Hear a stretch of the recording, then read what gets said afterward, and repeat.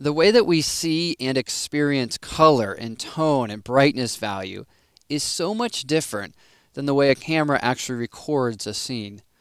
Now, one day, one of my good friends came down to the beach and was taking some photographs of our family. And here's a photo that he took of my wife and our daughter Sophia. And I was standing there. The colors were so much more vivid, so much more deep, so much more rich. Yet a lot of those colors were just lost here. So what we're going to do in this movie is take a look at how we can bring some of that richness back to this particular scene. And whenever you're working with sunsets or sunrises, one of the adjustments that you want to gravitate towards is color balance. So let's take a look at how we can use color balance here.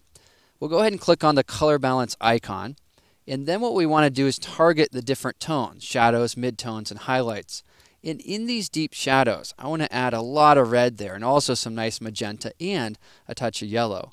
Now, sometimes we think sunsets need to be really yellow. Yet sometimes, if you add a little bit of blue and you have kind of that cool and warm thing going on, it can be really interesting. All right, midtones, let's go ahead and work on those as well. Again, just modifying the overall color in the photograph. And then the highlights there, I want to make some little teeny adjustments. Don't want to go too far with the highlights because that gets pretty tricky. All right, well, at this juncture, with a simple color balance adjustment layer, the image is looking a ton better. Here's our before, and then now our after. But what I want to do is take this even further. I want deeper, richer tones. So I'm going to duplicate this layer by pressing Command or Control J. Now we have two adjustment layers that do the same exact thing.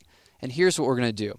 We'll turn off the visibility of the top layer and really focus in on this first layer here. We're going to take this to a blending mode of soft light. We're going to blend in all of those colors on soft light, which is going to give us really neat contrast and also great color. Now, once we've done that, we notice, you know what, we need more magenta here. We need deeper tones there. We'll go into our shadows and we'll bring those shadow colors out, add a little bit more red, even a bit more yellow there. So we fine-tune the color based on that blending mode. Let's take a look. Here we have that before and then after. Great contrast, great color, really interesting photograph. Well, the next thing we want to do is turn on the visibility of this layer.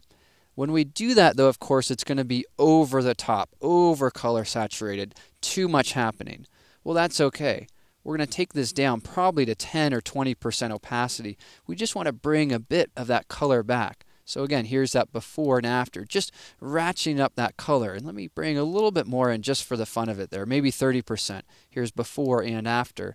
And I think that looks really nice. So what we'll do is we'll go back and forth between our contrast layer, lowering that a little bit, and also our color layer, increasing or lowering that until we get the best mix of both of these adjustments.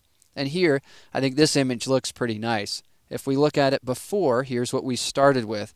And then after, this was a little bit more like the experience. It has more nostalgia, more deep, rich tones, which in turn makes this a more compelling and interesting photograph.